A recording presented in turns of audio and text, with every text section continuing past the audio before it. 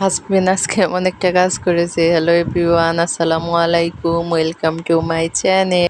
আশা করি আপনারা সবাই ভালো আছেন। আমরাও আল্লাহ তাআলার অশেষ রহমতে ভালো আছি। এই যে দুপুরবেলা থেকে ভিডিওটা স্টার্ট করলাম।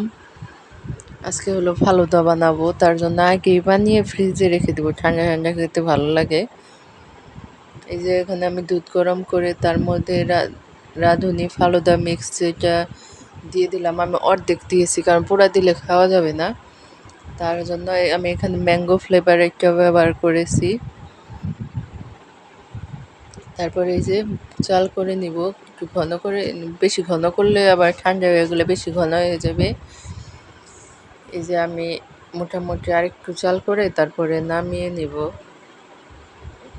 রোজা রেখে আসলে সব খাবার খেতে ভালোই লাগে। আর জেলু আমি 1 প্যাকেট বানিয়েছি অর্ধেকের জন্য, আর অর্ধেক আরেক প্যাকেট জেলু রেখে দিয়েছি, ওটা আবার যখন পরে রান্না করব তখন। এই যে ফালুদা আমি ভালো করে ফালুদা বানিয়ে মিক্সটা বানিয়ে তারপরে আমি ফ্রিজে রেখে দিব। ইফতারের আগে আমি বের করে নিব। এই যে তারপরে আমি জেলোটা বানিয়ে নিচ্ছি। এই যে এখানে আমি 1 কাপ পানি দিয়ে তারপরে জেলো মিক্সটা দিয়ে এখন নেড়ে নিচ্ছি। আপনারা চাইলে আগার আগার পাউডারটা দিতে পারেন সাথে, তাহলে জেলোটা আরও ভালোভাবে সেট হবে। এই যে তারপরে আমি এই যে একটা ট্রেতে রেখে এখন আমি নর্মাল ফ্রিজে রেখে দেবো ঠান্ডা হওয়ার জন্য। তারপরে এই যে বিকালবেলা চলে এলাম ইফতারের প্রিপারেশন নেওয়ার জন্য। এখানে আমি আলুর চপ বানাবো, তার জন্য এই যে পেঁয়াজ বেরেস্তা, শুকনো মরিচ, তারপরে একটু চাট মশলা দিয়ে তারপরে এই যে ভালো করে মিশিয়ে নিচ্ছি। লবণ দিয়েছি। এই যে এখন আমি আলুর চপের শেপ দিয়েছি, একটু বড় বড় করে বানিয়ে নিচ্ছি। এই যে তারপরে এই যে পেঁয়াজের জন্য এই যে ডাল, তারপরে যে চাউলের গুঁড়া দিব।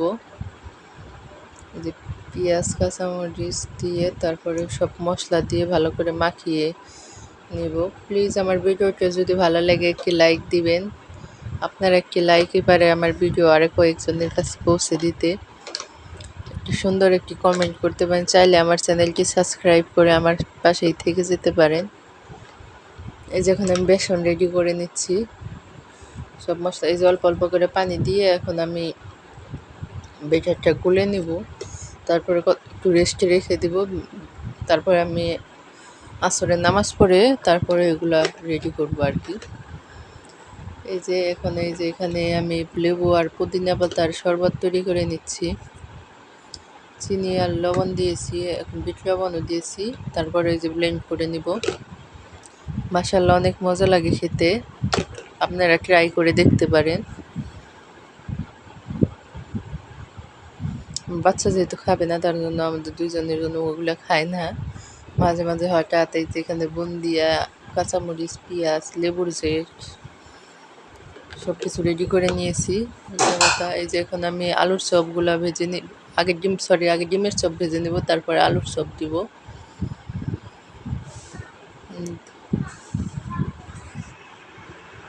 এই যে এখানে আমি আলুর চপগুলোও দিয়ে নিচ্ছি, তারপরে এক এক করে ভেজে রেখে উঠিয়ে নিব।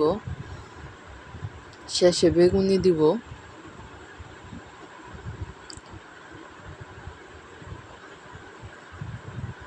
আসলে এগুলো ইফতারের কতক্ষণ আগে ভাজলে গরম গরম থাকে, খেতেও ভালো লাগে। ঠান্ডা হয়ে গেলে আর খেতে ভালো লাগে না। আমি বেগুনির চেয়ে আলুর চপটা বেশি পছন্দ করি।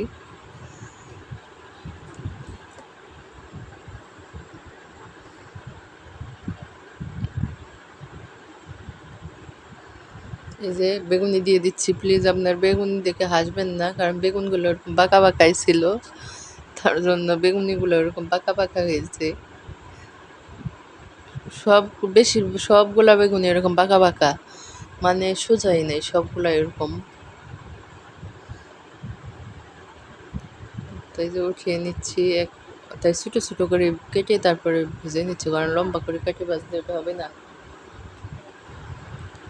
এই যে বেগুনি ভেজে নেব, তারপরে আমি সবার শেষে পেঁয়াজও ভেজে নেব। আজকে আমার হাজব্যান্ড কী করেছে, হলো 5টা আনারস কিনেছে, সবগুলো আনারসই কেটে কাসুন দিয়ে মেখে এনেছে। আচ্ছা বলেন তো, এই আনারসগুলা ফ্রিজে থাকলে গন্ধ হয়ে যাবে না? আর এগুলা কি খাওয়া যাবে?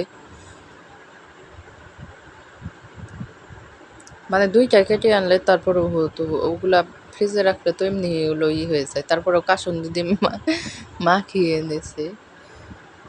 এই যে আপনারা একটু পরেই দেখতে পারবেন। এই যে আমি পেঁয়াজগুলা ভেজে নিচ্ছি।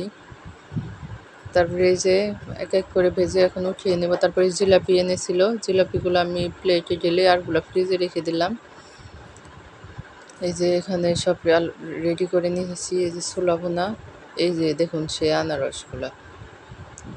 এই যে ফালুদা আমি ফল দিয়ে এনেছি। ফলের ভিতরে আঙ্গুর দিয়েছি আর কলা দিয়েছি আর উপর দিয়ে আইসক্রিম দিয়েছি। এই যে আমরা ইফতারের জন্য সবকিছু নিয়ে বসে পড়েছি। অনেকদিন ধরে সাহারি রান্নাবাড়া শেয়ার করা হয় না। এই যে সাহারির জন্য মাংস রান্না করবো। এই যে পুঁটি মাছ রান্না করছি। আলু বেগুন দিয়ে পুঁটি মাছ দিয়ে আর ওই যে ডাল ভর্তা। সবাই ভালো থাকেন, সুস্থ থাকেন।